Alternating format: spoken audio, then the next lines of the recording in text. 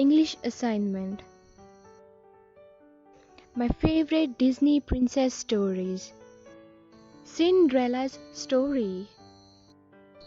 Once upon a time, there was a kind girl named Cinderella. All of the animals loved her, especially two mice named Gus and Jack. They'll do anything for the girl they called Cinderella.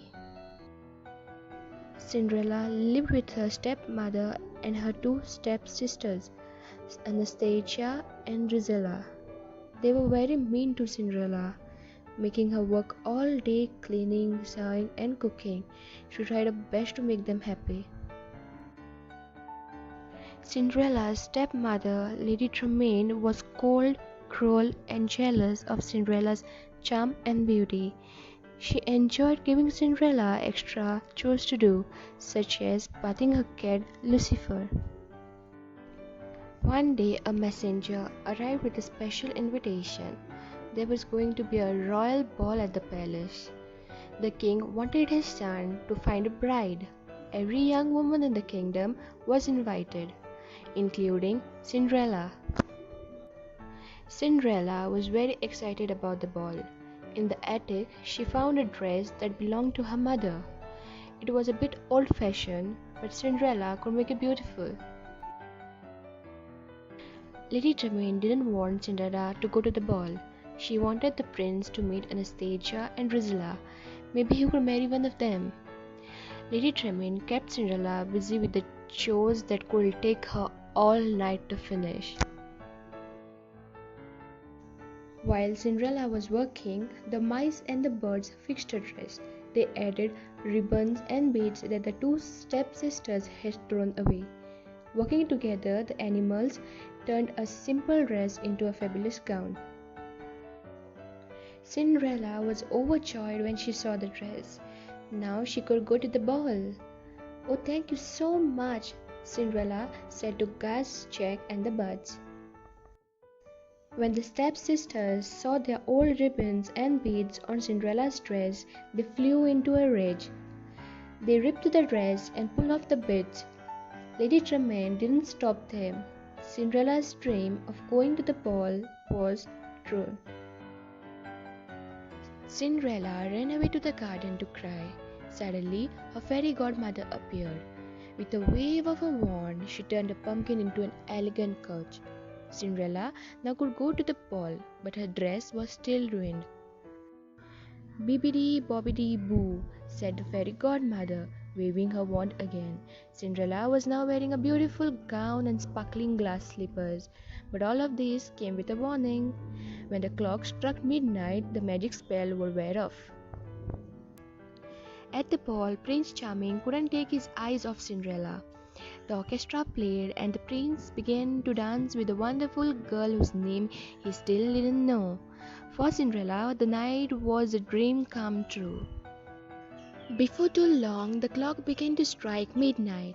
"Goodbye," Cinderella said, hurrying away. "Come back," called the prince. "I don't even know your name." As Cinderella fled, one of her glass slippers came off. The prince sent the Grand Duke to find the girl who fit the glass slipper. Lady Tremaine locked Cinderella in the attic, but Cinderella's mouse friends freed her. Then Lady Tremaine tripped the Grand Duke and the glass slipper shattered. But Cinderella had the other in her pocket and it fit. Cinderella and the prince were soon married. Everyone rejoiced, including Cinderella's mouse friends, who wore special outfits to the wedding. Filled with joy, Prince Charming and Cinderella lived happily ever after. Belle's story. Once upon a time, an enchantress turned a handsome prince into a terrible beast. When she discovered his selfishness, she left behind an enchanted rose. If the prince didn't find true love before the last rose petal fell, he would remain a beast forever. In a village nearby, Belle lived with her father. More than anything, Belle wanted an adventure like those she read about in her beloved books. Gaston wanted to marry Belle, but she refused. Belle thought he was a beastly bore. And Gaston didn't understand why she was always reading. "It's not right for a woman to read," he said. Belle's father, Maurice, was an inventor. His last invention was an automatic wood chopper, which he was taking to a contest at the county fair. "You'll win the first prize," Belle declared. On his way to the fair, Maurice got lost in the woods. A pack of wolves chased him to the gates of a nearby castle. Not sure what he would find inside, Maurice entered the castle grounds cautiously. Maurice could never have imagined the hideous beast that confronted him. Thinking Maurice had come to stare at him, the beast was furious. Without mercy, he locked this unwanted visitor in the dungeon. When her father's horse came home alone, Belle went in search of his father and found him locked up.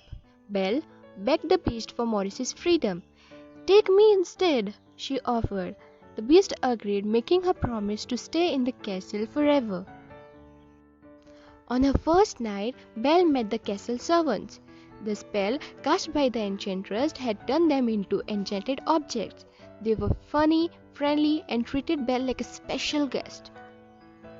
At dinner time, Belle refused the beast's invitation to join him, which made him roar with frustration. He was anxious to end the spell and felt Belle was a sign of hope.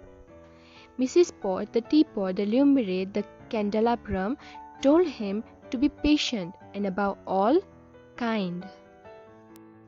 Later that night, Belle came upon the magic rose the enchantress had left behind. As Belle reached out to touch it, the beast appeared and grabbed the precious rose. "Get out!" he yelled.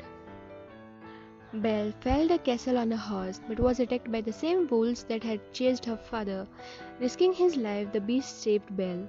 In the days that followed, Belle began to see the goodness in the beast. One evening, the beast again invited Belle to dinner. This time, she accepted. After dinner, the beast asked Belle to dance. As they whirled around the ballroom, the beast realized he was in love with Belle. Because of his love, the beast let Belle return home to see her father. When Gaston heard her speak fondly of the beast, he grew jealous and stormed the castle. Gaston stabbed the beast and then was accidentally knocked off the roof. Belle pulled the beast to safety. "Please don't leave me," she sobbed. "I love you." As she spoke, the last rose petal fell. Then a shower of sparks filled the air. The beast began to transform into a handsome prince. The enchanted objects were filled with joy as they too turned back into humans and watched their prince and Belle fall in love anew. Merida's story. King Fergus and Queen Eleanor ruled the kingdom of Dunbrook in Scotland. They had triplet son and one daughter, the beautiful Princess Merida. All 4 children were mischievous. Queen Eleanor tried to teach Merida how to behave like a perfect princess, but Merida liked to slip away from the palace to practice with a bow and arrow. She was a skilled archer. One night, the queen announced that 3 clans were coming to visit. Each would present a suitor to compete for Merida's hand in marriage. Merida was horrified. "I won't go through with it," she shouted. To Merida's dismay, the suitors arrived as planned. Merida sat waiting on her throne for the archery contest to begin. She knew she could handle a bow and arrow far better than the suitors could. Once the suitors had taken off their shots, Merida marched into the field. The queen yelled for her to stop, but Merida didn't listen. She fired her arrow and hit each target dead center. She had won. Now she wouldn't have to marry anyone. Queen Eleanor was furious at Merida for ruining the contest. She warned that things needed to be set right. "Marriage is what you want," Merida shouted. Then she slashed the tapestry that depicted her family and ran away. Merida fled deep into the woods where mysterious blue willow the wisp led her to a cottage. Inside, she found a witch Merida begged her to change her mother. The witch gave Merida a spell cake. Back at the castle, Merida presented the cake to her mother.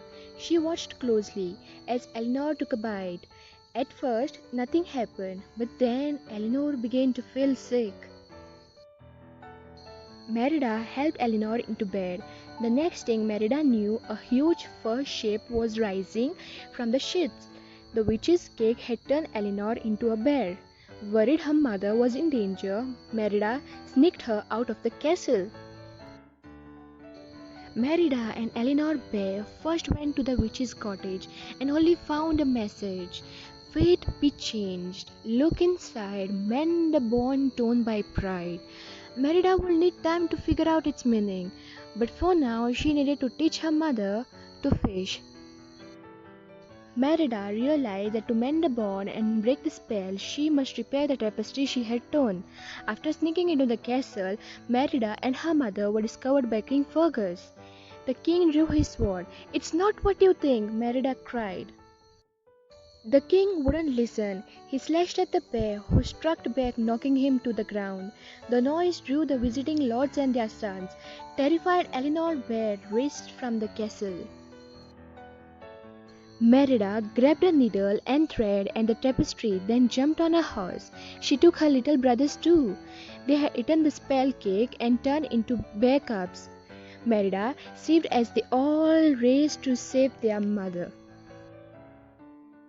When Merida arrived, she wrapped the mended tapestry over her mother. "I want you back, Mom," Merida cried. "I love you." King Fergus was shocked to realize the bear was his beloved wife. Merida felt a hand brush her hair. The spell had been broken. Eleanor was a human once again. The triplets were no longer bears. The queen smiled at Merida.